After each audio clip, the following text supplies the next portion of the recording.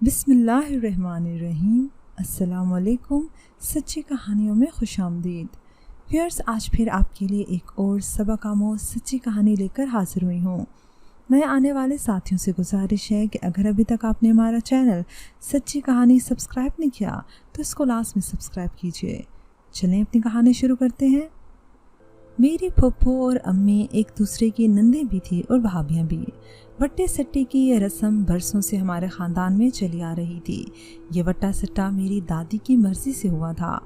फप्पो की बिल्कुल भी मर्ज़ी ना थी कि इनकी शादी मामू से हो, इसी वजह से वो हमेशा नाखुश रहीं। इसके बरक्स मेरे अम्मी अब्बू अपनी ज़िंदगी में बहुत खुश थे। हम 2 बहनें और फप्पो की एक बेटी और एक बेटा था। फप्पो चूँकि अपनी शादी से मुतमईन नहीं थी, इसलिए ज़्यादातर मैके में ही रहती थी। हमारा कोई भाई नहीं था और हमारी शदीद ख्वाहिश थी कि हमारा भाई भी हो। फिर तकरीबन 10 साल बाद हमारा भाई पैदा हुआ, जिसका नाम दानिश रखा गया। भाई को पाकर हम बहुत खुश थे। इसी दौरान अम्मी को शहर में लाइब्रेरियन की जॉब मिल गई और हम शहर आ गए। बाबा ने भी अपनी कुछ ज़मीन बेचकर एक छोटा सा घर और घर के करीब ही दुकान भी ले ली और इस तरह हम शहर में रहने लगे। ज़िंदगी मामूल के मुताबिक गुजर रही थी कि एक भूचाल आया। पापा का रोड एक्सीडेंट में इंतकाल हुआ तो गमों का एक पहाड़ हम पर टूट पड़ा।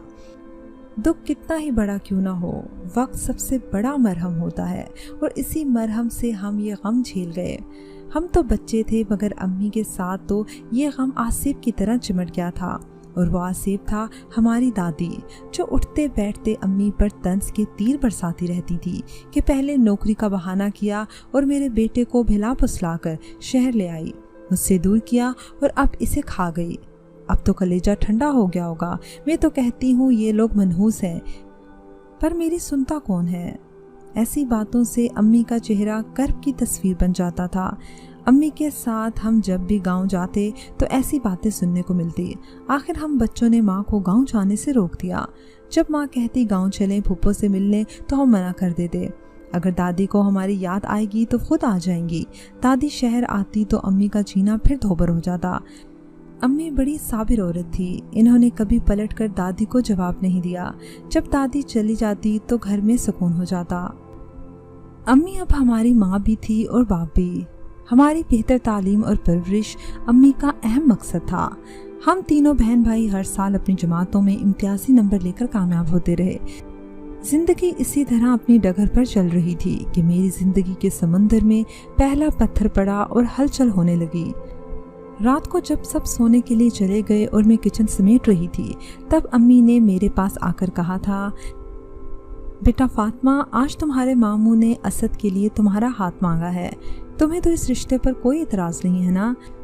अम्मी मेरी तरफ देखने लगी। अम्मी, जो आप मुनासिब समझें, मैंने सर झुकाते हुए जवाब दिया।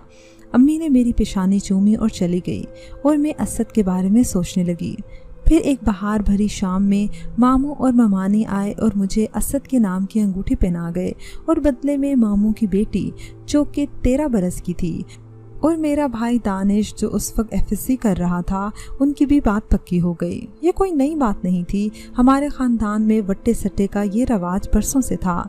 असद चूँ ही बरसरे रोज़गार हुआ, हमारी शादी हो गई। असद की मोहब्बत और मामू की शफ़क़त में ज़िंदगी बहुत हसीन हो गई थी। अलबत्ता मेरी ममानी, जो कि मेरी सगी फुप्पी भी थी, इनका रवैया मेरे साथ सरसा था, लेकिन मेरे दिल में उनके लिए कोई बुरी बात न थी। इसलिए मैं इनसे मोहब्बत और इनकी इज़्ज़त करती थी और दिलो जान से सबकी खिदमत भी करती थी। लेकिन फिर भी मैं इनके दिल में जगह न बना सकी। 2 साल इसी तरह गुजर गए। इस दौरान मेरी कोई औलाद नहीं हुई थी। पहले तो फुप्पो दबे लफ्ज़ों में ताने देती थी, मगर अब तो इन्होंने साफ साफ कहना शुरू कर दिया था कि मुझसे लिख लो, ये माँ नहीं बनेगी। 3रा साल भी इसी तरह सरक गया और कोई उम्मीद न बनी। इसी दौरान में दानिश और बिनिश की शादी की तारीख भी तय हो गई और घर में शादी के हंगामे शुरू हो गए और मैं भी कभी अपने घर और कभी अपनी अम्मी के घर रहने लगी। भाइयों की शादी का बहनों को बहुत अरमान होता है। हमारी खुशी का कोई ठिकाना ना था। हम अपने इकलौते भाई की शादी के अरमान निकालने की तैयारियां कर रहे थे और फिर वो मुबारक दिन भी आ गया जब बिनिश हमारे घर हमारे भाई दानिश की दुल्हन भर के हमारे आंगन में आई और वो दोनों खुश खुर्रम ज़िंदगी गुजारने लगे। अम्मी भी बहुत खुश थी। दिन गुजरते पता ही नहीं चलता। जब अम्मी की दादी बनने की खबर हमारे घर पहुंची तो फुप्पो ने तंज करते हुए कहा कि मैं तो ये हसरत कब्र में लेकर जाऊंगी कि अपने पोते पोतियां देखूं, और मैं आंसू बहा कर रह गई। भला मेरे बस में क्या था? सब मेरे मालिक का इख्तियार था।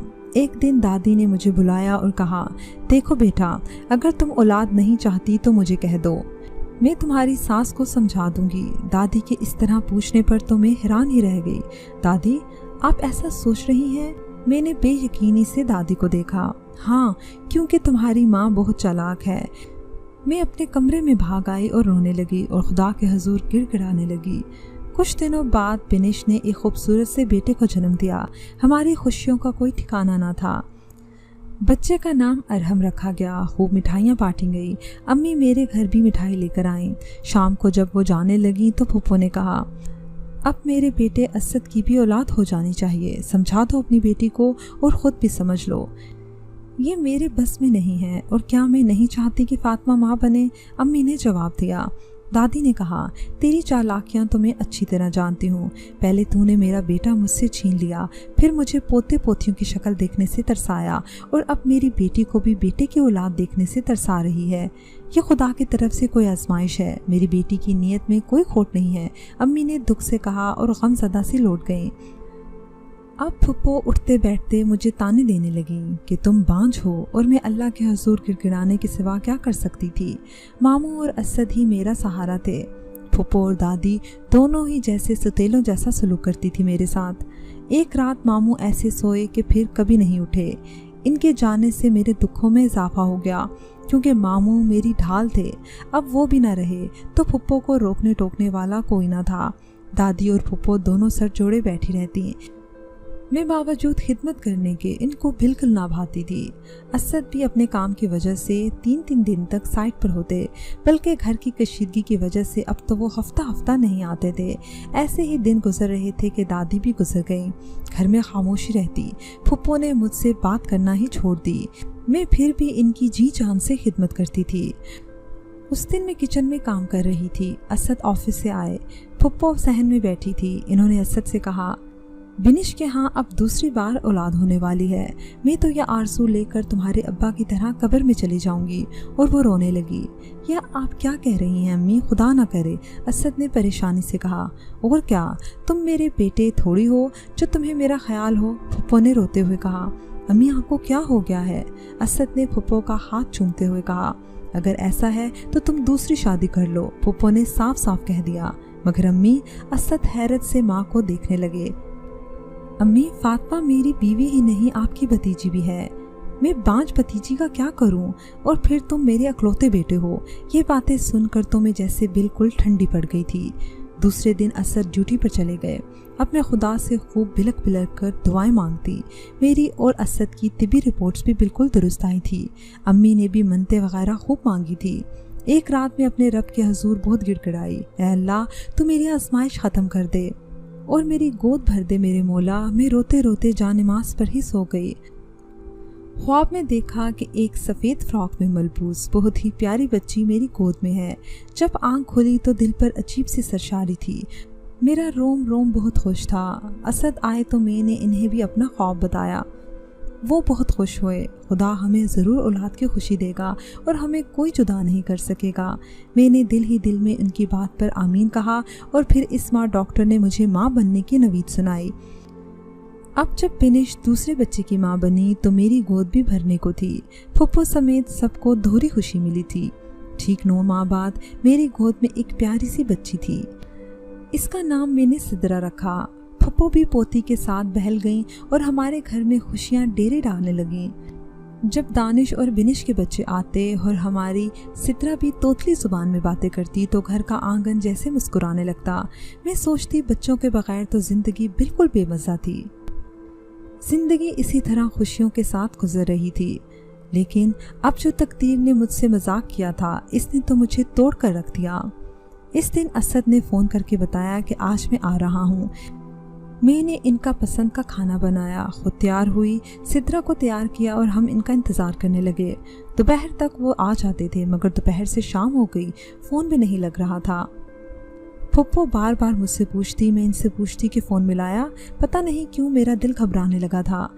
शाम के वक्त दानिश गाड़ी ले आया और कहने लगा कि असद भाई का फ़ोन आया था, तुम्हें और फुप्पो को ले आऊं। मैं हैरान हुई कि ऐसा तो पहले कभी नहीं हुआ।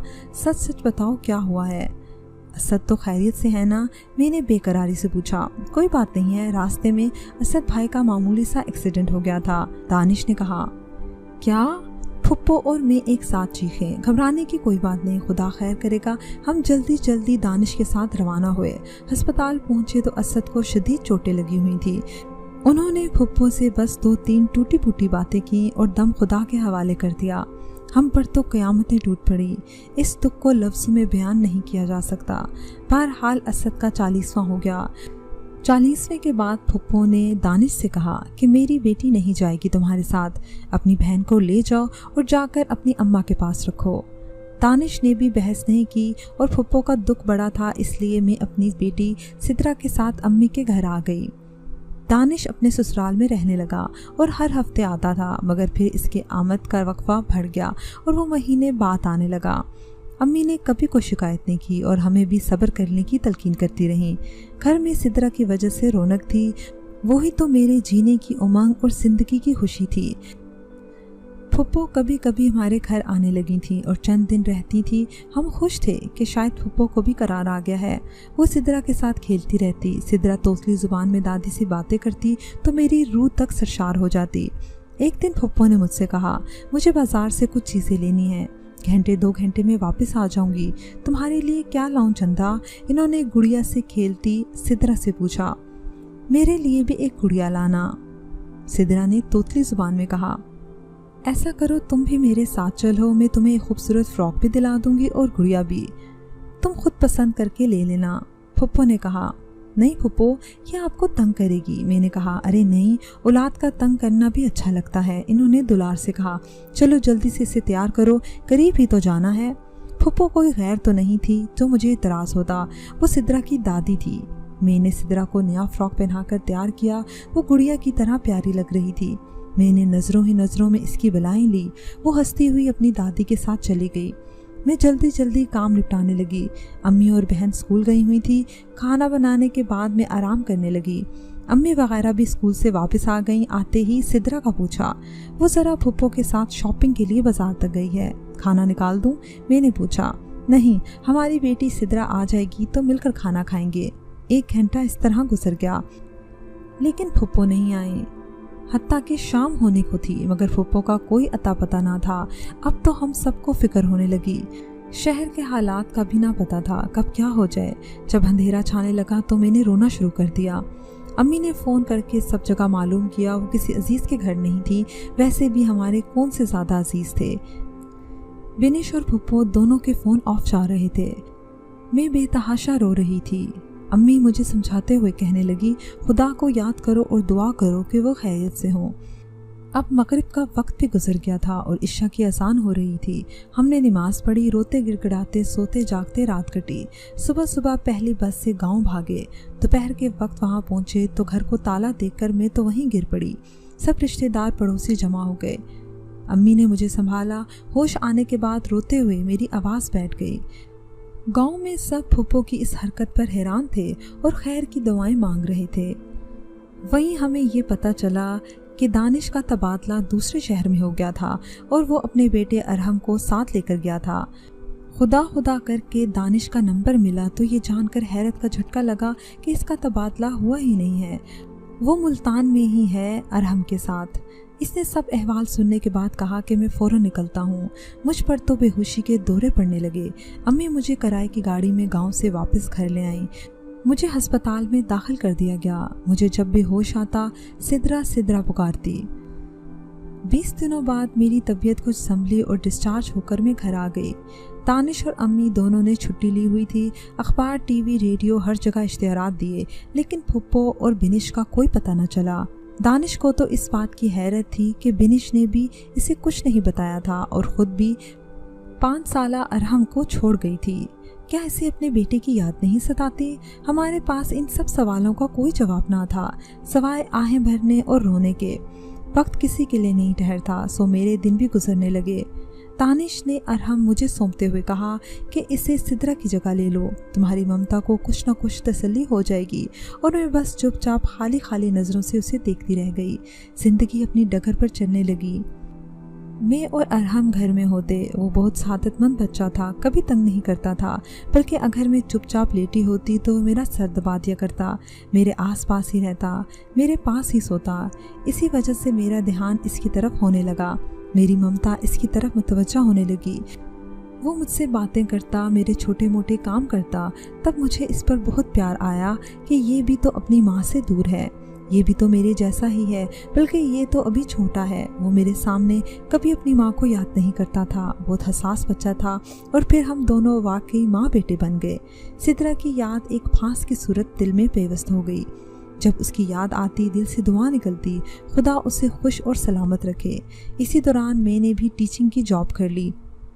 अरहम स्कूल जाने लगा था। दानिश मुल्क से बाहर चला गया और वहीं इसने एक पाकिस्तानी फैमिली में शादी कर ली। ईद पर दानिश आया तो बहुत खुश था। इसकी दूसरी बीवी बहुत अच्छी थी। वो 10 दिन रहकर वापस चले गए। वक्त गुजरता रहा। अरहम अब बड़ा हो गया था। एक दिन अम्मी भी मेरा साथ छोड़ गईं। दानिश आया, 40वां करके चला गया। मैंने भी वो घर और वो शहर छोड़ दिया। अपनी छोटी बहन रुशना और अरहम को लेकर दूसरे शहर आ गई। 1 साल बाद रुशना भी अचानक ही मेरा साथ छोड़ गई और मैं तन्हा रह गई। अरहम जो अब यूनिवर्सिटी में पढ़ता था, मेरा बहुत ख्याल रखने लगा था। वो हॉस्टल में रहता था। ताहम रुशना की वफ़ात के बाद वो मेरे साथ रहने लगा। वो बहुत फर्माबरदार बेटा था। वही तो मेरी ज़िंदगी का हासिल था। सिद्रा तो अब कसक बनकर रह गई थी। कई दिनों से मैं नोट कर रही थी कि अरहम के चेहरे पर हर वक्त मुस्कुराहट जगमगाती रहती है। मामा, मैं ज़रा एक दोस्त से मिलने जा रहा हूँ, आप दरवाज़ा लॉक कर लीजिएगा। बहुत खुश लग रहे हो और बड़े एहतमाम से तैयार भी हुए हो, क्या कोई ख़ास दोस्त है? मैंने मुस्कुराते हुए इससे पूछा। हाँ मामा, कभी आपको भी मिलवाऊंगा। ज़रूर ज़रूर, मैंने हंसते हुए गेट लॉक किया। अब वो अक्सर अपनी दोस्त की बातें बड़े शौक़ से मुझे बताता। इसका नाम परिवश था। वो इसे अपने दोस्त की शादी में मिली थी और अरहम इसे देखते ही दिल हार बैठा था। परिवश अकलौती थी। अरहम ने इसके बारे में मुझे बताते हुए कहा था। बाप, मैंने सवालिया नज़रों से इसे देखा। पता नहीं, ना कभी परिवश ने बताया, ना मैंने कभी पूछा। अरहम ने कहा। दिन इसी तरह गुजरते रहे। इतवार का दिन था। मैं लॉन में बैठी चाय पी रही थी। अरहम आया। मॉम, अगर आप कहें तो मैं आज परिवश को इनवाइट कर लूँ शाम की चाय पर? हाँ हाँ, क्यों नहीं, मैं खुश हो गई। हर माँ को बेटे की शादी का अरमान होता है, मुझे भी था। फिर कब शाम हुई पता ही ना चला। परिवश से मिलने का मुझे बहुत इश्तियाक था, इसलिए मैं लॉन में बैठी सरापा इंतज़ार थी। बार बार नजरें गेट की तरफ उठ जाती। इंतज़ार की घड़ियाँ कटी और कार आकर गेट पर रुकी। मैं गेट की तरफ बढ़ी। कार में अरहम और 19-20 साला एक लड़की उतरी। वही परिवश थी। परिवश, ये मेरी मॉम है। अरहम ने तारुफ करवाया। वो गर्म जोशी से मिली। फिर हमने मिलकर चाय पी, लेकिन मेरी नज़रें तो इसके चेहरे से हट ही नहीं रही थी। मुझे एक अजीब सी कशिश उसमें महसूस हो रही थी। उसके जाने के बाद मैं बहुत बेचैन रही। मॉम, परिवश कैसी लगी आपको? अरहम ने मुझसे पूछा। बहुत ही प्यारी है। वो शुक्रिया मॉम। अरहम मुझसे लिपट गया। एक दिन अरहम मुझे लॉन्ग ड्राइव पर ले गया। मुझे खूब सारी शॉपिंग करवाई। रास्ते में जाते हुए मुझे कहने लगा, मॉम, हम परिवश के घर जा रहे हैं। इसने कहा। चेहरे पर खुशी का रंग नुमाया था, लेकिन इस तरह अचानक? मैं हिचकिचाई। अच्छा, आपका मूड नहीं है तो कैंसिल कर देते हैं। इसका चेहरा बुझने लगा। नहीं, ये बात नहीं है तो फिर चलिए ना। वो इसरार करने लगा। ठीक है बेटा, चलो, मैंने मुस्कुराते हुए कहा। परिवश के अब्बू फौत हो चुके हैं। वो अपनी माँ के साथ अकेली रहती है। अभी इसकी बातें जारी थी कि गाड़ी एक छोटे से गेट पर रुकी। परिवश हमें देखकर बहुत खुश हुई। बातों के दौरान पता चला कि परिवश की अम्मी कहीं शादी की तकरीब में गई हुई हैं। अगर पता होता तो आप लोग आ रहे हैं तो मैंने रोक लेती। परिवश ने चमकती आंखों के साथ अरहम को देखते हुए कहा तो वो उसे देखकर मुस्कुरा रहा था। कोई बात नहीं बेटा, बस अचानक ही मूड बन गया। खैर, तुम्हारी अम्मी से फिर कभी मिल लेंगे, मैंने कहा। परिवश के घर से आने के बाद मैं बहुत उदास थी। मुझे बार बार सिद्रा का ख्याल आ रहा था। अगली सुबह मैं स्कूल भी नहीं जा सकी और अरहम भी घर पर था। अक्सर ऐसा होता था कि जब मेरी तबीयत ठीक नहीं होती थी तो वो भी छुट्टी कर लेता था और सारा दिन मेरी खिदमत करके मेरा दिल बहलाने में लगा रहता, लतीफ़े सुना सुना कर मुझे हंसाता रहता। शाम तक मेरी तबीयत काफ़ी बेहतर हो चुकी थी। अरहम बाहर गया हुआ था कि बेल बजने लगी। मासी ने आकर बताया कि परिवश और उसकी अम्मी आई हैं। तुम इन्हें ड्राइंग रूम में बिठाओ, मैं अभी आती हूँ। ड्राइंग रूम में कदम रखते ही मैं साकित सी रह गई। सामने सोफे पर बैठी औरत को भला मैं कैसे भूल सकती थी। 20 साल की धूल पड़ने के बावजूद मैंने बिनिश को पहचान लिया था और वो भी मुझे देखती की देखती रह गई। फिर उठकर मुझसे लिपट गई थी और रोने लगी थी। वो मुझे चूम रही थी। परिवश हैरान और परेशान थी। इसी दौरान अरहम भी आ चुका था। मैंने झटके से खुद को बिनिश से छुड़ाया। मुझे बहुत शदीद गुस्सा आ रहा था, शायद मैं गिरने लगी थी। अरहम ने मुझे थाम कर सोफे पर बिठाया। मेरी सर्द महरी को बिनिश ने भी जैसे महसूस कर लिया था और अब वो खामोशी से मुझे देख रही थी, लेकिन मेरा जहन तो साएं साएं कर रहा था। कुछ समझ नहीं आ रहा था कि क्या कहूँ और क्या ना कहूँ। बिनिश फिर उठी और परिवश को मेरे सामने लाते हुए बोली, ये देखो, ये तुम्हारी बेटी सिद्रा है, जिसे मैंने अपने बच्चों से ज़्यादा प्यार दिया है। मैं तुम्हारी मुजरिम हूँ, मुझसे बेशक ना बोलो, लेकिन अपनी बेटी को तो सीने से लगा लो। मैंने परिवश की तरफ देखा। वो हैरत से मुझे देख रही थी। मैं एकदम उठी और इसे सीने से लगा लिया और दीवानों की तरह उसे प्यार करने लगी। अब आंसू बहाने की बारी मेरी थी। मेरी बच्ची, मेरी सिद्रा, मेरी जान, मैं प्यार कर रही थी। जब जज्बात का तूफान थमा तो गिले शिकवे हुए और बिनिश मेरे कदमों में बैठी माफिया मांग रही थी। इसने बताया कि फुप्पो ने ना जाने कब ये प्लान बनाया था। वो समझती थी कि तुम्हारी माँ बहुत चालाक हो और वो अपने बेटे की जुदाई में तड़पती हैं। इसी तरह वो तुम्हें भी औलाद के दुख में तड़पाना चाहती थी और ये सब कुछ मुझे भी ना बताया गया। अगर बताती तो मैं अरहम को दानिश के साथ कभी न भेजती। हम इतनी दूर चले गए थे कि वहाँ से आना मुझ अकेली औरत के बस की बात ना थी। मैंने भी अपनी बेटी की जुदाई सही है। मैं भी पल पल रोई हूँ, जाने मेरा बेटा कैसा होगा। लेकिन तुम्हारा दुख मेरे दुख से बड़ा है। मेरे पास मेरी बेटी हिरा है जो अरहम से छोटी थी। तुम्हारी फुप्पो फालिज का अजाब सहकर चल बसी। आखिरी वक्त में वो तुम्हें याद करके अपने गुनाहों की माफिया मांगती रही थी। बिनिश रो रही थी। ये रहा तुम्हारा बेटा अरहम। मैंने अरहम को इसके सामने कर दिया। बिनिश अपने बेटे अरहम को सीने से लगाए रो रही थी और उसे बेतहाशा प्यार कर रही थी। आज मेरे घर में खुशी का समा था। मेरे बेटे की शादी हो रही थी। आज मैं बहुत खुश हूँ। मेरी प्यासी ममता सैराब होने जा रही थी। मेरे घर में मेरी अपनी सगी बेटी बहू की सूरत में आने वाली थी। पिछले 20 बरसों में पल पल में रोई थी। जाने कितनी रातें मैंने तड़प तड़प कर गुजारी थी। कर्ब का एक तूफान मैंने झेला था और कितनी ही बार घबरा कर मौत को गले लगाने की कोशिश की थी। मैं आज भी अक्सर सोचती हूँ कि आखिर फुप्पो ने मेरे साथ ऐसा क्यों किया। मैं उनकी बहू ही नहीं बल्कि भतीजी भी थी। उनका सगा खून थी, लेकिन फिर भी उन्होंने मेरे साथ इतना जुल्म किया। व्यूअर्स, मुझे उम्मीद है कि आपको हमारी कहानी पसंद आई होगी। कमेंट सेक्शन में अपनी राय का इजहार लाजमी कीजिएगा। अगली वीडियो तक इजाज़त दीजिए। अल्लाह हाफिज़।